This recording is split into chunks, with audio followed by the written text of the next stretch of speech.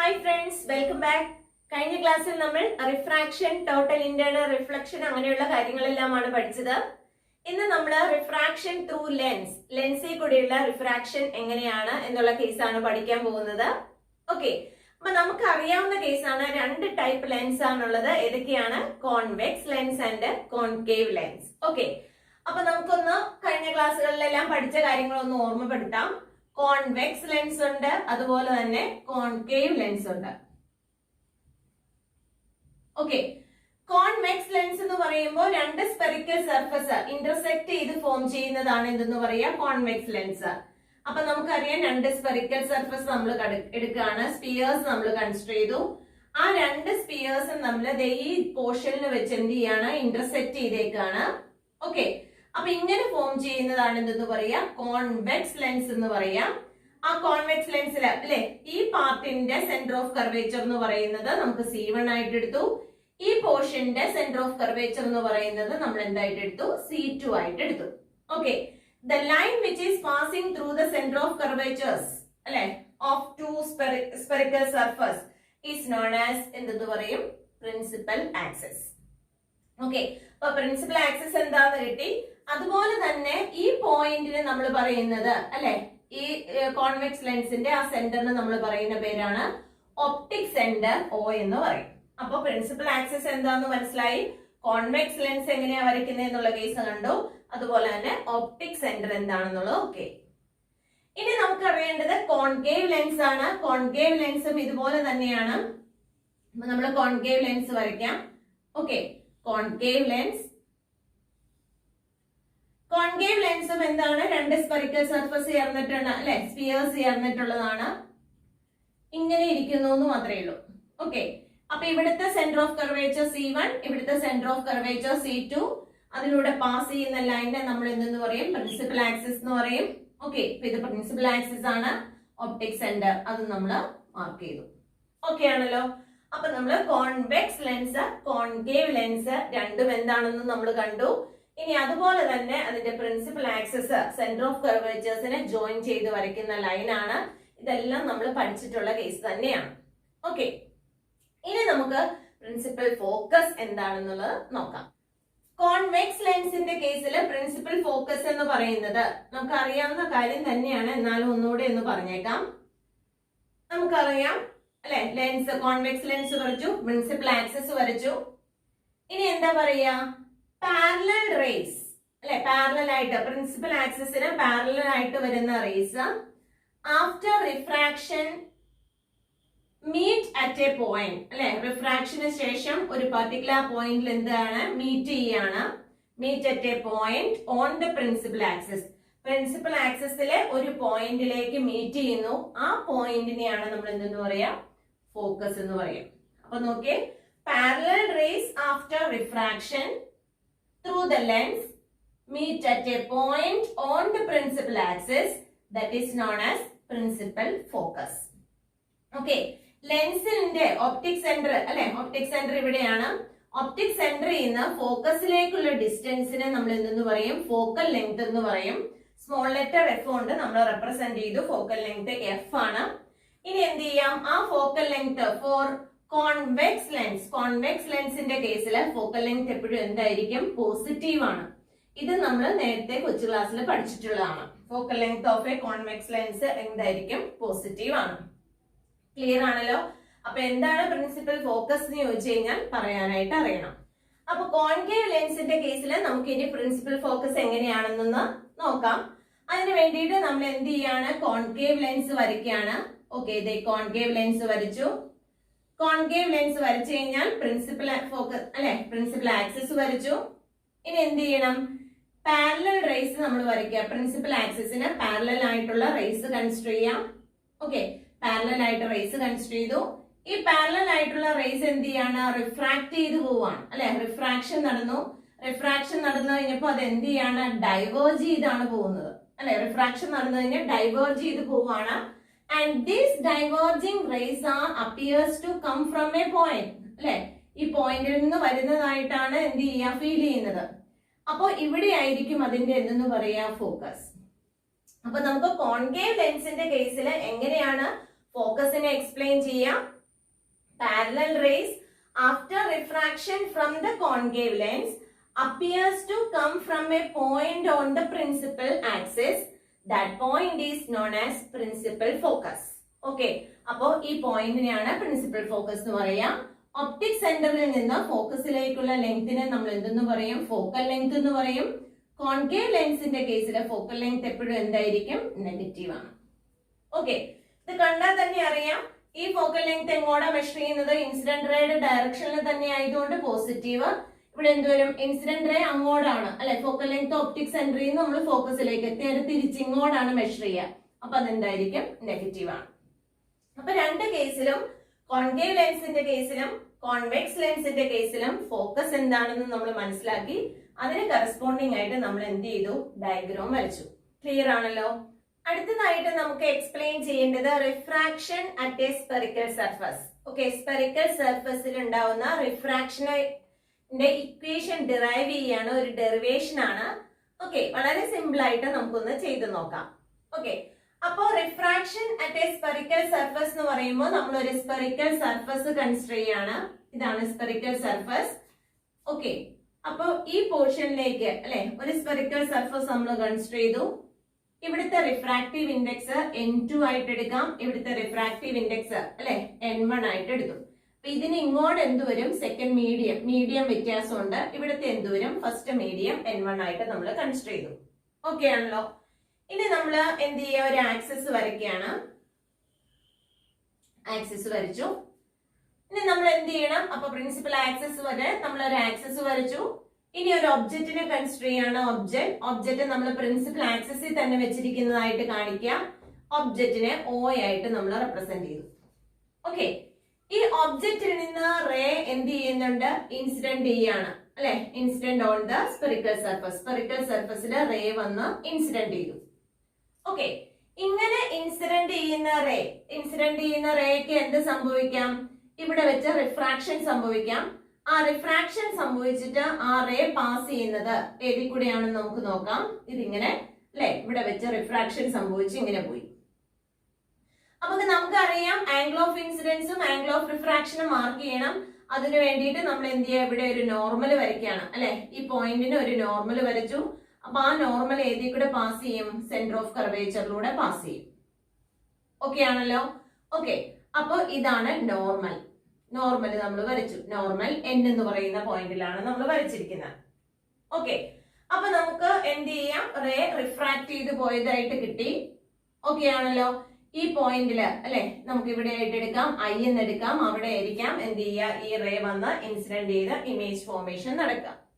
Okay, അപ്പൊ അത്തരം കാര്യങ്ങളായി. ഇനി ഈ ഇതിൽ നിന്ന് നമുക്ക് എന്ത് ചെയ്യണം? റിഫ്രാക്ഷന്റെ ഇക്വേഷൻ ഡിറൈവ് ചെയ്യണം. ഓക്കെ, അങ്ങനെ ഇക്വേഷൻ ഡിറൈവ് ചെയ്യുന്നതിന് വേണ്ടിയിട്ട് നമുക്കറിയാം 3 ആംഗിൾസ് നമ്മൾ കൺസിഡർ ചെയ്യണം. ഈ ആംഗിളിനെ ഞാൻ ആൽഫ എന്ന് എടുക്കാണ്. ഇത് ബീറ്റ, ഇത് ഗാമ. ഓക്കെ, അപ്പൊ ചിലപ്പോ നമ്മുടെ ടെക്സ്റ്റിൽ തന്നിരിക്കുന്ന ആൽഫയും ബീറ്റയും ഗാമയൊക്കെ അങ്ങോട്ടും ഇങ്ങോട്ടൊക്കെ മാറിയായിട്ടായിരിക്കാം കിടക്കുക. പക്ഷെ നമ്മൾ കോൺസെപ്റ്റ് മനസ്സിലാക്കിയിട്ട് എന്ത് ചെയ്യുക? ചെയ്ത് കഴിഞ്ഞാൽ ആൽഫയും ബീറ്റയും ഗാമയോ ഒക്കെ എവിടെ കിടന്നാലും നമുക്ക് എന്ത് ചെയ്യാൻ പറ്റും? ഇക്വേഷൻ കറക്റ്റ് ആയിട്ട് ചെയ്തെടുക്കാനായിട്ട് പറ്റും. ഓക്കെ, അപ്പോ ഇനി ആംഗിൾ ഓഫ് ഇൻസിഡൻസ് മാർക്ക് ചെയ്യാം. Angle between incident ray and normal is known as angle of incidence, that is I. അത് മാർക്ക് ചെയ്തു. റിഫ്രാക്ഷൻ മാർക്ക് ചെയ്യാം. Angle between the normal and refracted ray is known as angle of refraction. അത് mark ചെയ്തു അല്ലെ? ഇനി നമുക്ക് അറിയാവുന്ന കേസാണ് ഈ I എന്ന് പറയുന്നത് ആംഗിൾ ഓഫ് ഇൻസിഡൻസ് ആണ്. ആ ആംഗിൾ ഓഫ് ഇൻസിഡൻസ് എന്ന് പറയുന്നത് എക്സ്റ്റീരിയർ ആംഗിൾ ആയിട്ടാണ് കിടക്കുക. അപ്പൊ exterior angle is equal to sum of the opposite interior angle എന്ന് പറയുന്ന ഇക്വേഷൻ നമ്മൾ ചെറിയ ക്ലാസ്സിൽ പഠിച്ചിട്ടുള്ളതാണ്. ഏതാണ്? Exterior angle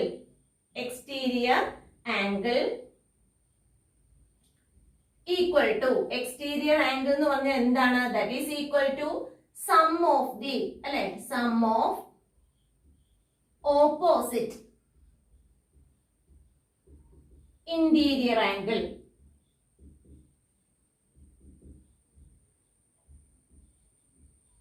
okay, sum of the opposite interior angle എന്ന് പറയുന്ന ഇക്വേഷൻ നമ്മൾ പഠിച്ചിട്ടുള്ളതാണ്. അപ്പൊ angle i is equal to അല്ലെങ്കിൽ incident angle i is equal to എന്ന് എഴുതാം ആൽഫ പ്ലസ് ബീറ്റ അല്ലെ, sum of the opposite interior angle. ഏത് ട്രയാംഗിൾ ആണ്? ഒ എൻ സി എന്ന് പറയുന്ന ട്രയാംഗിൾ എടുത്തു കഴിഞ്ഞാൽ I is equal to alpha plus beta എന്ന് എഴുതാം. Alpha plus beta. ക്ലിയർ ആണല്ലോ? ഓക്കെ. അതുപോലെ തന്നെയാണ് ഇവിടെ ഒരു ട്രയാംഗിൾ നമുക്ക് കൺസിഡർ ചെയ്യാം അല്ലെ. സി എൻ ഐ എന്ന് പറയുന്ന ട്രയാംഗിൾ കൺസിഡർ ചെയ്ത് കഴിഞ്ഞാൽ ഈ ബീറ്റ എന്ന് പറയുന്നത് എന്താണ്? എക്സ്റ്റീരിയർ ആംഗിൾ ആണ്. അപ്പൊ ബീറ്റ എന്ന് പറയുന്ന എക്സ്റ്റീരിയർ ആംഗിൾ ഈ ഇക്വേഷൻ വെച്ച് നമുക്ക് എങ്ങനെ എഴുതാം? Beta is equal to sum of the opposite interior angles എന്ന് പറഞ്ഞാൽ ആർ പ്ലസ് ഗാമ. ഓക്കെ ആണല്ലോ? ഇവിടുന്ന് ആർ ഇസ് ഈക്വൽ ടു നമുക്ക് എങ്ങനെ എഴുതാം? ബീറ്റ മൈനസ് ഗാമ എന്ന് എഴുതാം. അപ്പൊ നമുക്ക് രണ്ട് ഇക്വേഷൻ ആണ് കിട്ടിയത്. I is equal to alpha plus ബീറ്റയും കിട്ടി, അതുപോലെ r is equal to beta minus gamma എന്ന് പറയുന്നതും കിട്ടി. അപ്പൊ ആംഗിൾ ഓഫ് ഇൻസിഡൻസും കിട്ടി, ആംഗിൾ ഓഫ് റിഫ്രാക്ഷനും കിട്ടി in terms of alpha beta and gamma അല്ലെ. ആൽഫയുടെയും ബീറ്റയുടെയും ഗാമയുടെയും ഒക്കെ ടേംസിലാണ് ഐയും ആറും നമുക്ക് കിട്ടിയിരിക്കുന്നത്. ഓക്കെ ആണല്ലോ? ഓക്കെ. ഇനി നമുക്ക് എഴുതേണ്ടത് ആൽഫയുടെ വാല്യൂ എത്രയാണെന്നുള്ളതാണ്. ഓക്കെ. ഇനി ഇവിടുന്ന് തന്നെ നമുക്ക് എഴുതാവുന്നതാണ് ആൽഫ ഇസ് ഈക്വൽ ടു അല്ലെ, ഈ പോയിന്റ് പി എന്നെങ്ങാനും നമുക്ക് എടുക്കാം. ഓക്കെ. അപ്പൊ എന്തായിട്ട് വരും? ആൽഫ ഇസ് ഈക്വൽ ടു ആൽഫയുടെ ഓപ്പോസിറ്റ് സൈഡ് അല്ലേ എവിടെ കിടക്കാം അല്ലെ. Alpha is equal to opposite side divided by എന്ത് വരും? Adjacent side. ഓക്കെ. അല്ലെങ്കിൽ angle is equal to arc divided by radius. ഏതാ equation? Angle equal to arc by radius, arc divided by radius അല്ലെ എന്നുള്ള ഇക്വേഷൻ വെച്ചിട്ട് നമുക്ക് എഴുതാം alpha is equal to എന്ന് എഴുതാം T N divided by O P. എഴുതാൻ പറ്റുമല്ലോ? അപ്പൊ പി എൻ ഡിവൈഡഡ് ബൈ എന്തായിട്ട് എഴുതാം? ഒ പി എന്ന് എഴുതാം. Alpha is equal to arc ഇതാണ്, റേഡിയസ് ഇതായിട്ട് എടുക്കാം. ഓക്കെ. അതുപോലെ തന്നെ നമുക്ക് എഴുതാവുന്നതാണ് beta. Beta is equal to എന്ത് വരും? പി എൻ ഡിവൈഡഡ് ബൈ അല്ലെ, ആർക്ക് എന്ന് പറയുമ്പോ ഇത് P N divided by P C, P N divided by P C. Okay. അതുപോലെ തന്നെ ഗാമ നമുക്ക് എങ്ങനെ എഴുതാം? ഈ ട്രയാംഗിളിൽ നിന്ന് ഗാമ എങ്ങനെ എഴുതാം? Gamma is equal to P N divided by P I അല്ലെ. അപ്പൊ gamma is equal to P N divided by P I. Okay. അപ്പൊ ഏത് ഇക്വേഷൻ ആണ് നമ്മൾ യൂസ് ചെയ്തിരിക്കുന്നത്? Angle is equal to arc divided by radius എന്നുള്ള equation വെച്ച് alpha എഴുതി, ബീറ്റ എഴുതി, ഗാമ എഴുതി. ഓക്കെ ആണല്ലോ? ഇനി നമുക്ക് ഐക്കും ആറിനും പകരം വാല്യൂ എന്ത് ചെയ്യാം? സബ്സ്റ്റിറ്റ്യൂട്ട് ചെയ്ത് കൊടുക്കാം. അപ്പൊ അവിടെ നിന്ന് നമുക്ക് എങ്ങനെ എടുക്കാൻ പറ്റും അല്ലെ? I is equal to alpha plus beta ഉണ്ട്, r is equal to beta minus gamma ഉണ്ട്. അപ്പൊ ആൽഫയുടെ വാല്യൂ ആൽഫയുടെ പ്ലേസിൽ കൊടുക്കാം, ബീറ്റയുടെ വാല്യൂ ബീറ്റയുടെ പ്ലേസിൽ, ഗാമയുടെ വാല്യൂ ഗാമയുടെ പ്ലേസിൽ കൊടുത്തു കഴിഞ്ഞാൽ നമുക്ക് സോൾവ് ചെയ്തെടുക്കാം. പക്ഷെ അത് എന്തിനു വേണ്ടിയിട്ടാണ് നമ്മൾ ആൽഫയും ബീറ്റയും ഗാമയുടെ വാല്യൂ സബ്സ്റ്റിറ്റ്യൂഷൻ എടുക്കുക അല്ലെ? അപ്പൊ അതിന് വേണ്ടിയിട്ട് നമുക്ക് ഈ ഒരു പോയിന്റ് എന്ന് പറയുന്ന എടുക്കുന്ന ഈ ഒരു പോയിന്റിൽ വെച്ച് അവിടെ എന്ത് നടന്നു? റിഫ്രാക്ഷൻ നടന്നു. ഓക്കെ. അപ്പൊ റിഫ്രാക്ഷൻ നടക്കുവാണെങ്കിൽ അവിടെ എന്ത് വരും? സ്നെൽസ് ലോ ഒബേ ചെയ്യും. സ്നെൽസ് ലോ എന്തായിട്ടാണ് നമ്മൾ പഠിച്ചത്? Sine I by sine R is equal to refractive index അല്ലെ. അപ്പൊ സ്നെൽസ് ലോ അനുസരിച്ച് sine I divided by sine R is equal to എന്തായിട്ട് എഴുതാം? Sine I by sine R is equal to refractive index. Refractive index എന്ന് പറഞ്ഞാൽ refractive index of second medium divided by first medium. അപ്പൊ നമുക്ക് എടുക്കാം n2 divided by n1. Okay. ഇനി അപ്പൊ sine I by sine R is equal to n2 by n1 ആണെന്ന് കിട്ടി. ഇനി എന്തായിട്ട് എഴുതാം? If the angles are very small അല്ലെ, ഐയും ആറും വളരെ ചെറുതാണ്. ഐ ആർ ഇതെങ്ങനെയാണ്? സ്മോൾ ആണ്. ഐയും ആറും വളരെ ചെറുതാണെങ്കിൽ നമുക്ക് സൈൻ ഐനെ നമുക്ക് എന്ത് എഴുതാം? Sine I is equal to I എന്ന് എഴുതാം. Sine R is equal to R എന്ന് എഴുതാം. That is equal to n2 divided by n1 അല്ലെ. I by R is equal to നമുക്ക് എന്തെന്ന് കിട്ടി? n2 ബൈ n1 എന്ന് കിട്ടി. ഒന്ന് ക്രോസ് ചെയ്തെടുത്തു കഴിഞ്ഞാൽ എന്തായിട്ട് വരും? I into n1, I into n1 is equal to R into n2 എന്ന് നമുക്ക് എഴുതാം അല്ലെ. I n1 is equal to Rn2. Okay, ഇനി ഐയുടെ വാല്യൂ ഐ ഏതാണ്? ആൽഫ പ്ലസ് ബീറ്റ അല്ലെ. അപ്പൊ ഇവിടെ നമുക്ക് ഐക്ക് പകരം എന്ത് കൊടുക്കാം? Alpha plus beta into n1 is equal to R into ഏത് വരും അല്ലെ? ആറിന് പകരമാണ് വാല്യൂ കൊടുക്കേണ്ടത്. അല്ലെങ്കിൽ അപ്പൊ n2 ഇൻറ്റു അല്ലെ, n2 into beta minus gamma അല്ലെ. അപ്പൊ ബീറ്റ മൈനസ് ഗാമ. ഓക്കെ, അപ്പൊ നമുക്ക് ആൽഫ ബീറ്റ ഗാമ എന്നീ ഇക്വേഷൻസ് എവിടെ അപ്ലൈ ചെയ്യണം എന്നുള്ള കേസ് നമുക്ക് കിട്ടി. ഇത്രയും കാര്യങ്ങൾ എന്താന്ന് മനസ്സിലായല്ലോ. അപ്പൊ നമ്മൾ എന്താണ് refraction through A spherical surface ആണ് കൺസിഡർ ചെയ്തിരിക്കുന്നത്. ആൽഫ ബീറ്റ ഗാമ എന്നുള്ള ആംഗിൾസ് മാർക്ക് ചെയ്തു. ഇനിയിപ്പോ നിങ്ങൾക്ക് ആൽഫയും ബീറ്റയും ഗാമയും തിരിച്ചു മാർക്ക് ചെയ്യണമെങ്കിൽ അങ്ങനെ ആവാം. ഫൈനലി കിട്ടുന്ന ഇക്വേഷൻസ് എങ്ങനെയായിരിക്കും? കറക്റ്റ് ആയിട്ട് തന്നെ വരും. ഓക്കെ, അപ്പൊ അങ്ങോട്ടോ ഇങ്ങോട്ടോ മറിഞ്ഞു പോയെന്ന് വിചാരിച്ച് പേടിക്കേണ്ട കാര്യമില്ല. ഇത് ആൽഫയായിട്ടും ഇത് ബീറ്റയായിട്ടും ഇത് ഗാമയായിട്ടും ഞാൻ എടുത്തോന്നേ ഉള്ളൂ. ഓക്കെ, അപ്പോ ഇനി എന്ത് ചെയ്തു? ആംഗിൾ ഓഫ് ഇൻസിഡൻസ് ഉണ്ട്, ആംഗിൾ ഓഫ് റിഫ്രാക്ഷൻ ഉണ്ട്. അപ്പൊ ഈ ട്രയാംഗിളിൽ നിന്ന് അല്ലെ ONC എന്ന് പറയുന്ന ട്രയാംഗിളിൽ നിന്ന് angle I exterior angle is equal to alpha plus beta. Exterior angle is equal to sum of the opposite interior angle എന്ന ഇക്വേഷൻ വെച്ചിട്ട് I is equal to alpha plus beta എന്ന് എഴുതി. ഇവിടെയുള്ള ഒരു ചെറിയ ട്രയാംഗിൾ കിടക്കുന്നുണ്ടല്ലോ, അതിൽ നിന്ന് beta is equal to R plus gamma എന്ന് എഴുതി. അവിടെ നിന്ന് R is equal to beta minus gamma. Okay, ഇനി ആൽഫയുടെയും ബീറ്റയുടെയും ഗാമയുടെയും വാല്യൂ കണ്ടുപിടിച്ചു. അത് ഏത് ഇക്വേഷൻ വെച്ചിട്ടാ കണ്ടുപിടിച്ചത്? Angle is equal to arc by radius. Okay, ഇനി എന്ത് ചെയ്യാം? ഇനി നമ്മൾ വിചാരിക്കേണ്ടത് എന്താണ്? ഈ ആൽഫയും ബീറ്റയും ഗാമയും എന്തിനു വേണ്ടിയിട്ടാണ് നമ്മൾ എടുത്തത് അല്ലെ? എവിടെയെങ്കിലും അപ്ലൈ ചെയ്യണമല്ലോ. അപ്പൊ എവിടെ അപ്ലൈ ചെയ്യാം? ഈ ഒരു പോയിന്റിൽ നമുക്ക് അപ്ലൈ ചെയ്യാം. അവിടെ വെച്ച് എന്ത് നടക്കുന്നുണ്ട്? റിഫ്രാക്ഷൻ അല്ലെ. റിഫ്രാക്ഷൻ നടക്കുമ്പോൾ അവിടെ സ്നെൽസ് ലോ ഒബേ ചെയ്യുന്നുണ്ട്. സ്നെൽസ് ലോ എന്ന് പറയുന്നത് sine I by sine R is equal to n2 by n1 അല്ലെ. ആംഗിൾസ് വളരെ ചെറുതാണെങ്കിൽ ഐയും ആറും സ്മോൾ ആണെങ്കിൽ sine I is equal to I, sine R is equal to R, that is equal to n2 by n1.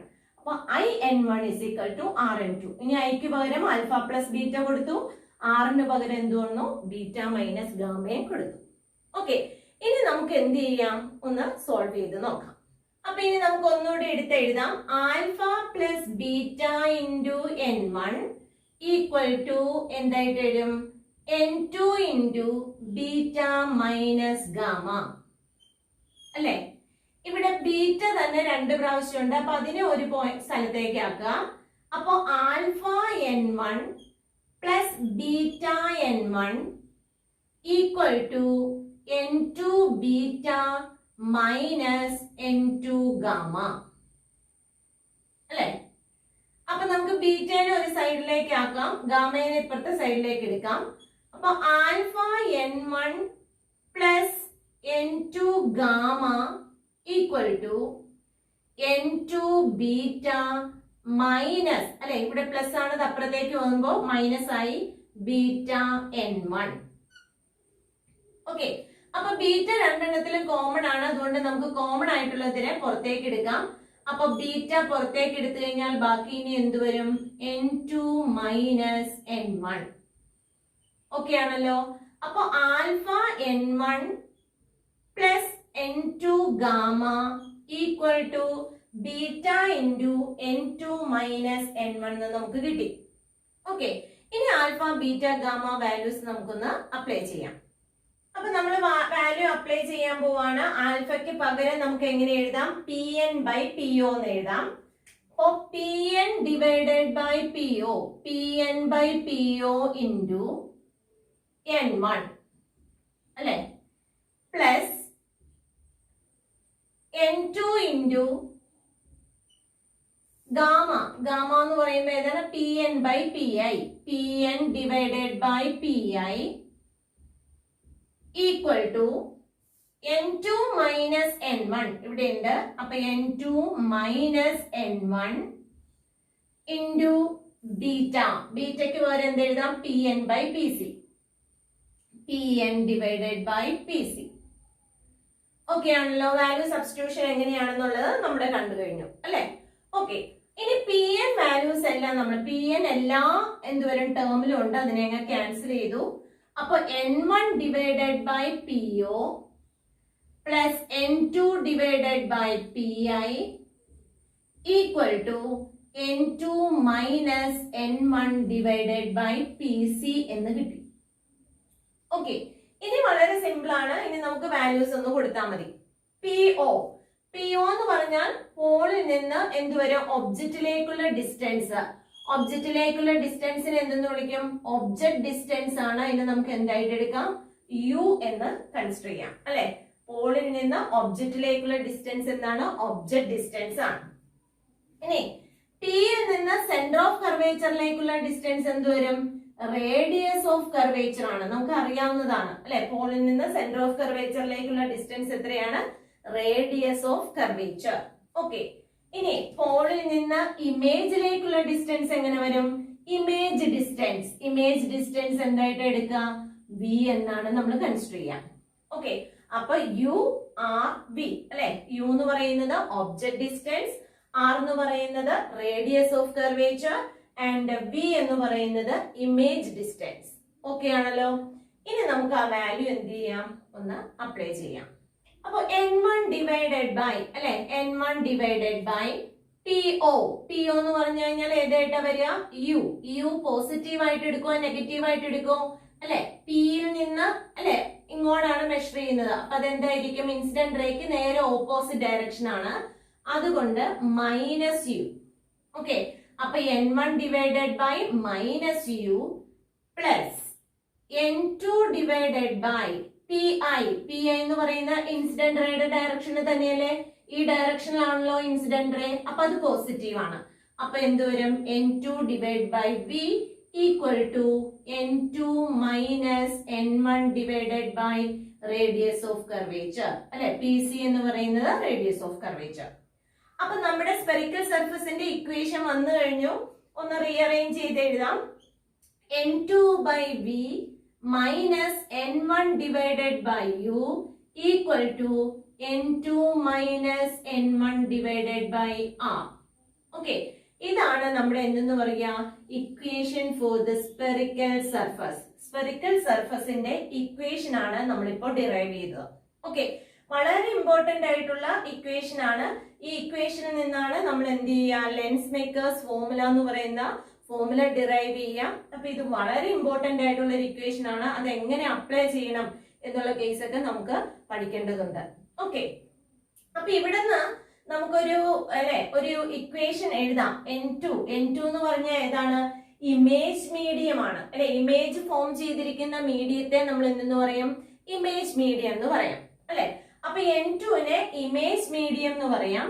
Divided by എന്ത് വരും? Image distance. V എന്ന് പറഞ്ഞാൽ എന്താണ്?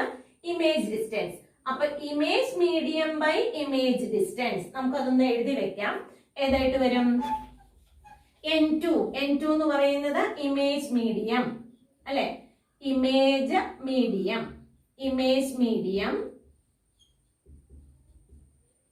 ബൈ V എന്ന് പറഞ്ഞാൽ image distance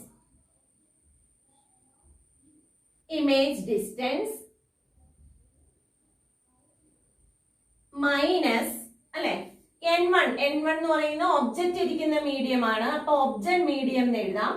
object medium by അല്ലെ U എന്ന് പറയുന്നത് ഒബ്ജക്റ്റിലേക്കുള്ള ഡിസ്റ്റൻസ് ആണ്. അപ്പൊ ഒബ്ജക്ട് ഡിസ്റ്റൻസ് എന്ന് എഴുതാം. ഒബ്ജക്ട് ഡിസ്റ്റൻസ്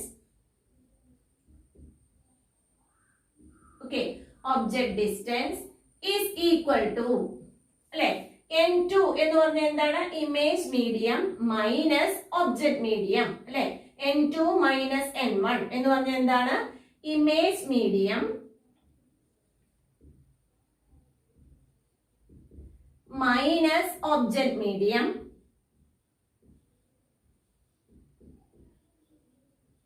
ഡിവൈഡഡ് ബൈ എന്തായിട്ട് എടുക്കാം?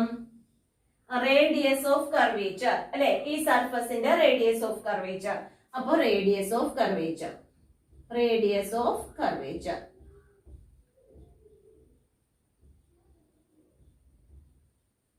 ഓക്കെ. അപ്പൊ എന്താണ് image medium by image distance minus object medium by object distance is equal to image medium minus object medium divided by radius of curvature. നമ്മൾ sentence wise ആയിട്ട് ഇങ്ങനെ പഠിക്കുമ്പോൾ നമുക്കത് എവിടെയും അപ്ലൈ ചെയ്യാനായിട്ട് പറ്റും. അപ്പൊ അതിന് വേണ്ടിയിട്ടാണ് ഞാൻ അങ്ങനെ എഴുതിയത്. അപ്പൊ അത് നമ്മൾ നന്നായിട്ട് മനസ്സിലാക്കി വെച്ചേക്കാം. അപ്പൊ ലെൻസ് മേക്കേഴ്സ് ഫോർമുലയിൽ ഈ ഇക്വേഷൻ നമ്മൾ അപ്ലൈ ചെയ്യാണ്. അപ്ലൈ ചെയ്യുമ്പോൾ അത് എങ്ങനെയാണ് വരുന്നത് എന്നുള്ള കേസ് നന്നായി മനസ്സിലാക്കാനായിട്ട് ഈ ഇക്വേഷൻ നമുക്ക് വളരെ ഇമ്പോർട്ടന്റ് ആണ്. ഓക്കെ, അപ്പോ കേസ് മനസ്സിലായല്ലോ. അപ്പൊ refraction through A spherical spherical surface എന്ന് പറയുന്നത് എങ്ങനെയാണ് എന്നുള്ള കേസ് നന്നായിട്ടൊന്ന് മനസ്സിലാക്കി വെക്കുക. വളരെ ഈസി ആയിട്ടുള്ള കേസാണ്. ലെൻസ് മേക്കേഴ്സ് ഫോർമുല ചിലപ്പോൾ ഡിറൈവ് ചെയ്യുമ്പോൾ ചില കേസിൽ നമുക്ക് എന്ത് ചെയ്യേണ്ടി വരും, സ്പെറിക്കൽ സർഫസിന്റെ ഫോർമുല ഡിറൈവ് ചെയ്തിട്ട് ചെയ്യേണ്ടതായിട്ടുള്ള കേസും വരാം. അപ്പൊ അതുകൊണ്ട് വളരെ ഇമ്പോർട്ടന്റ് ആണ്, പഠിച്ചു വെച്ചേക്കാം. I think this topic is clear for you. If you like this video, please subscribe and enable the bell button. Thank you.